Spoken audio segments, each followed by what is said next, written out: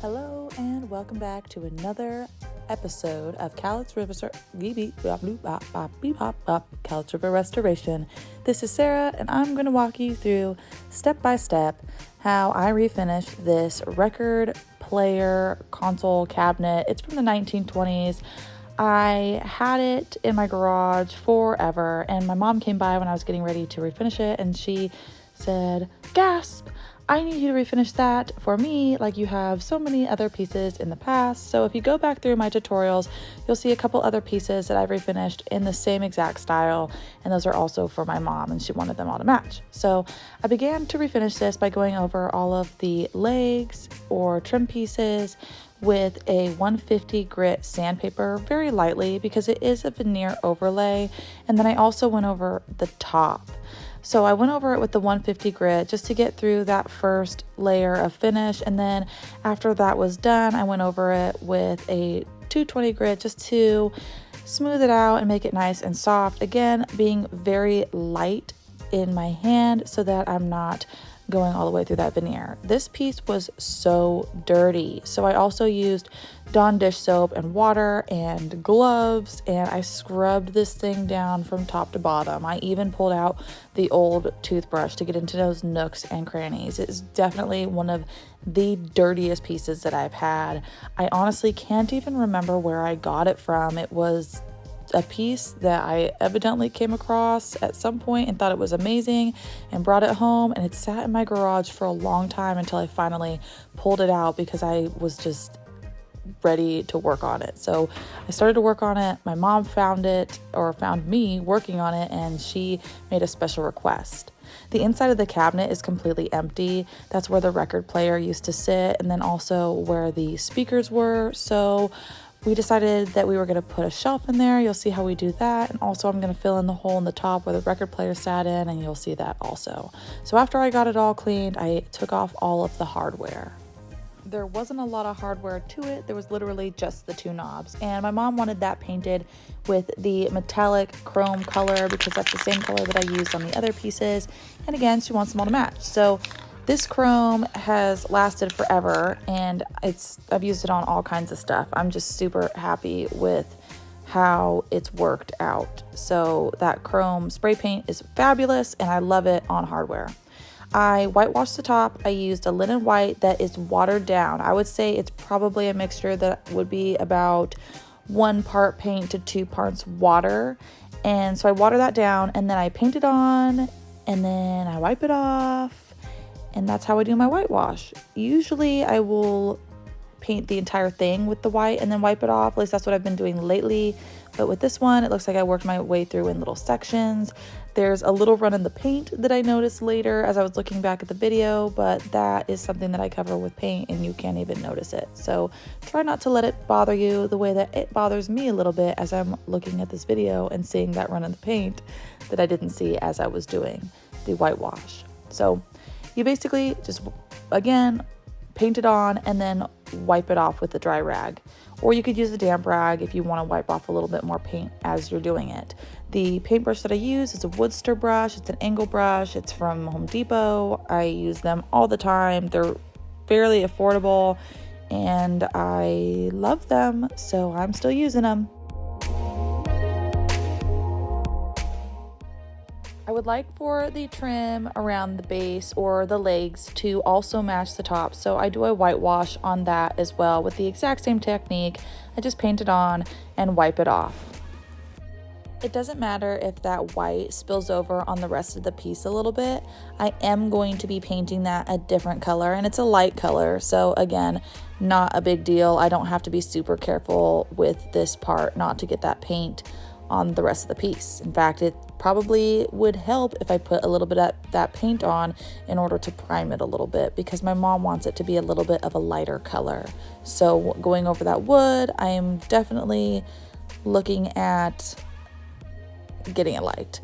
Anyway, so my mom wanted this done similar to another piece that I'd done for her, and when I did that piece, I did the whitewash, but I also put some gray in it to add a little bit more definition. So with the whitewash, there was also a gray wash that I did over the whitewash.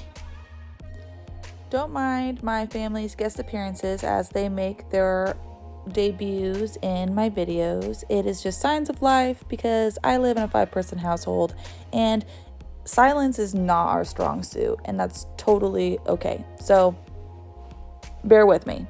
Anyways, gray wash over the white wash. I do the same thing with the legs, and it's the same technique. I put this gray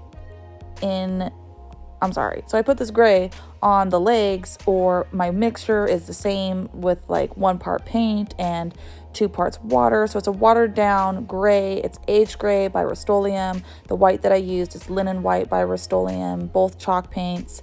And that's what I do for my washes. The cool thing about chalk paint is it's pretty darn forgiving. So if it gets in areas that I don't want it, I can just use a wet rag and wipe it off. Like just give it a little scrub and that paint will come right back off in any place that I don't want it. I did go over the knobs with a clear coat. It's just a satin poly clear coat in order to make them durable so that they don't get scuffed up. I have noticed that the chrome spray paint is pretty durable on its own, but I like to get just a little extra protection. I went over the top of the cabinet and also the legs with a Minwax soft touch finishing wax. I applied that with a wax brush, and I really like this finishing wax. I haven't been able to find it for a while, so I've used some other waxes now. This wax is amazing, but I literally cannot find it anywhere. I got it at Home Depot one time and I haven't been able to find it since. I tried to order it. It was on back order. I cannot find this wax anywhere, but it is great stuff. So hopefully I can find it again because I've used it on a lot of furniture and I really like the durability of it and how easy it is to apply. The paint color that I'm going to put on this cabinet is called Zen.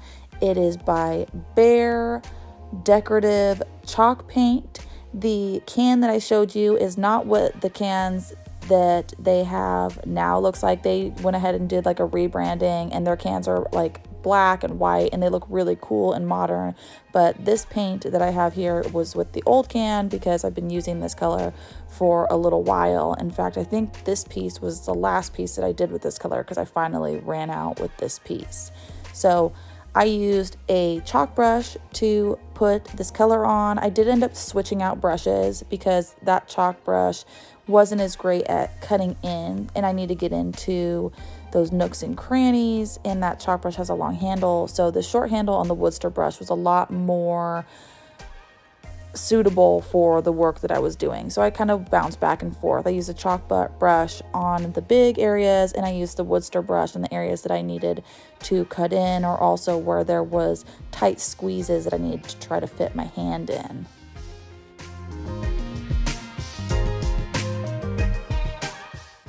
One thing I really like about this paint is it goes on super smooth. There's not a lot of brush stroke signs. It just levels out really nicely. And I like how smoothly it went on with the chalk brush as well. I'm happy with that look. And I used my Woodster brush on the insides because trying to get in there was crazy tight. There were a couple places that bled through, not a lot, but a couple. So rather than going through over the entire thing with Kills, because of the bleed through, I just took a artist brush with Kills on it and I went over the spots that had some bleed through and just kind of blended those spots in with my finger a little bit, and then I painted over it again. 2 coats was all it needed. Once I blended it in a little bit with the Kills, there was 0 bleed through anymore.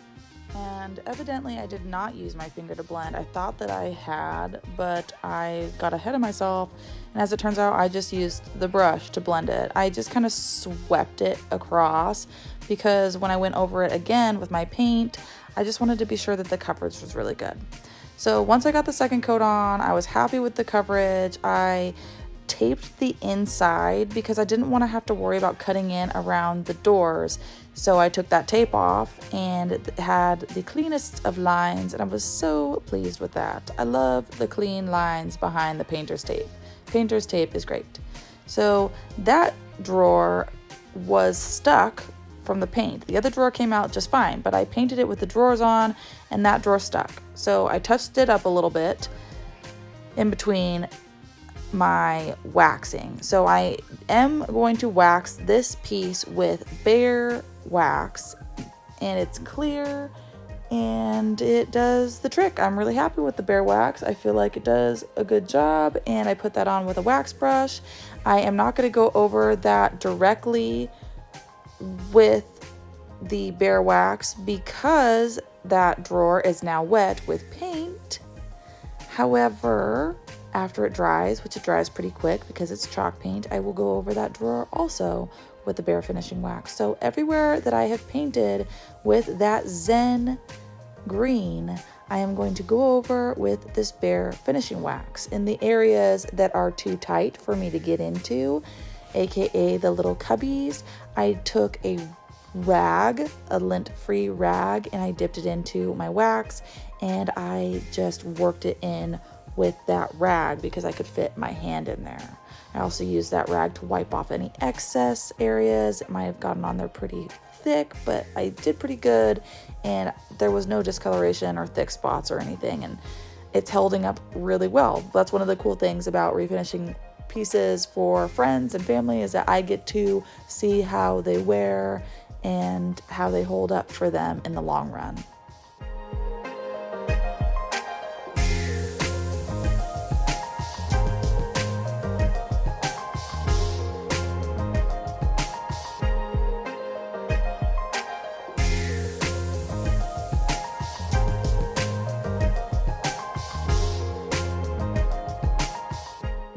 Now that I have everything sealed with the Behr clear finishing wax, it's time to put that hardware back on. This is one of my favorite and least favorite parts of the whole thing, because sometimes putting on hardware, while it seems like it would be so easy, I think that it can kind of actually work against me, because sometimes it's not easy to put the hardware on. But this was easy to put on, everything went well, got the hardware on, happy day. So that's the inside of the cabinet, and that is where the cabinet had the record player in. I just took a piece of plywood and cut it out and put it inside, and it fit in there perfectly. So on the top, we cut out a piece of plywood to fit where the record player had been, and I decided to go ahead and put some peel and stick paper down in order to just make it look a little more finished and add a little pop of color.